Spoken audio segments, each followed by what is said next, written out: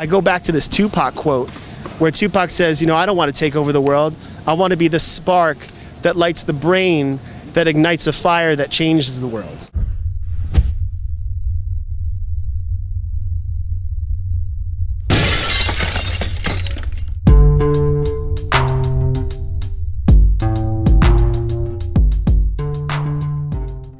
We also do creative direction, and I know that might sound a little bit out of step with a publicity agency, but so much of communications now is visual. If you think about memes and what happens on Tumblr, people are in this frenzy surrounding mimetic images where they're looking at it and all of a sudden they're influenced by it. So we see this tremendous opportunity to have printed media and graphic design play a role in our communications work. So whether that be supporting someone through designing a book for them when their book comes out, or if it be designing a pamphlet like we did for Occupy Wall Street when their declaration was finally reached through the General Assembly of New York, actually here in this park in Washington Square, we then had it transcribed and it was put on paper. And we put it on paper. We actually distributed 100,000 copies of that for free via the internet, via crowdsourcing. So in a way, it was a New York Times bestseller that nobody had to pay for. So it was kind of exciting. And that's kind of like it gives a rough idea of some of the projects we work on. If you visit sparrowmedia.net, you can get a taste for it. It's constantly changing every week.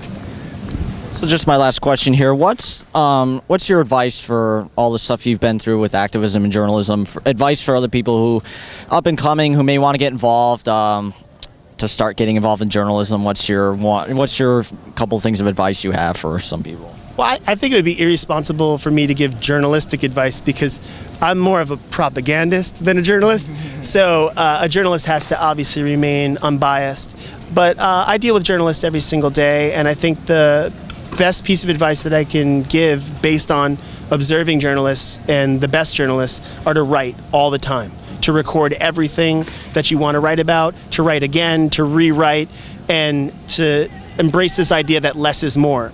So if you write 3 paragraphs, figure out a way of winnowing it down to 2 paragraphs, and understanding that most people in this country read at below a 10th grade reading level. And so to try and figure out how to turn those 2 paragraphs into something that's easily digestible. I think that's all I could really give in the way of journalists. But in terms of activism, in my early 20s, when we are accused of bankrupting this biotech firm, I often default on talking about that because it was surprising to us and it was surprising to the powers that be that we were able to do it. In part, it was because the internet was still fresh. We were using some of the first social media tools like MySpace, and we were using Yahoo groups and stuff to mass mobilize people. We were using large PGP keychains that we were sharing with groups of organizers based on different cities. We were organizing in multiple cities. We were having the first free conference calls. We were taking advantage of every free tool available to us to organize. In doing so, we were able to have small protests in multiple cities that were targeting the financial pillars of support for this laboratory.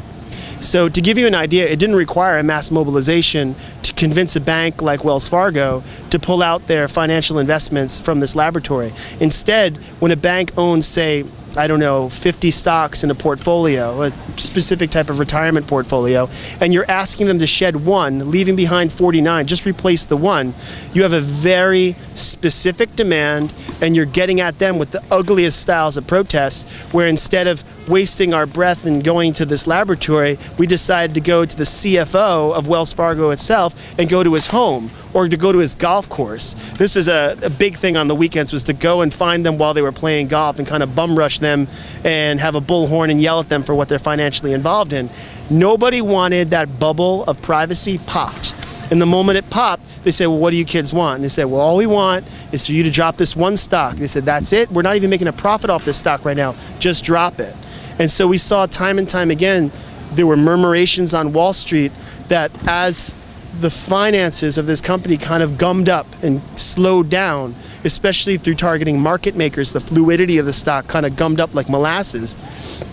If you created this rumor that the stock was going to go bankrupt and the stock itself, its fluidity was like molasses, what we had were people on the stock floor, the people that were holding the pink sheets, just throwing them. They wanted to get rid of them because they thought their asset was toxic. And in doing so, we took some of what capitalism does to itself out of competition, and we turned it on itself. So what we did is we found this Achilles heel in a multinational corporation. We saw the bad actors in capitalism. We kind of saw them as bad dogs, and we sicked them on one another.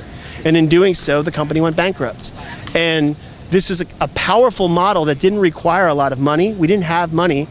A lot of us were couch surfing. A lot of us were like embedded in the punk rock scene, touring with bands. And these were where our resources was. Laptop computers, traveling across the country, meeting new people and talking to them, and then doing these very small demonstrations. So anybody can do that type of thing. And I'm not advocating for people to be involved with financial disruption conspiracies, but instead I want people to understand that with a little bit of creativity, I know it sounds cliche, you could really make anything happen.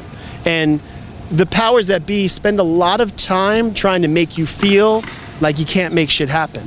That there's this infinite amount of evil in the world and you're but one person, and what the fuck can you do about it? The truth is that there's always a corner, there's always an angle you could be working, and you just have to put your brain to work. And so we did that once. We bankrupted a multinational corporation. We were but 6 young individuals in between 19 and I think 23 years old, and we did that. I think about all the people that when I do these interviews or if I speak at a college that are A, smarter than me, better educated, have more resources than me, have more money than me, and more friends than me, and perhaps speak more eloquently than me. And I think about, wow, what potential there is in this room if someone just took some of what I'm talking about and go with it in their own interesting way. I often, and this is going to sound cheesy again, I go back to this Tupac quote where Tupac says, I don't want to take over the world. I want to be the spark that lights the brain that ignites a fire that changes the world. So all he wants to do is be that spark. And I think that every single day, we need to be just setting out those sparks, because we don't know who's going to take it and who's going to be the next Harriet Tubman, who's going to be the next Martin Luther King, who's going to be the next Mahatma Gandhi, who's going to be the next Malcolm X. We never know.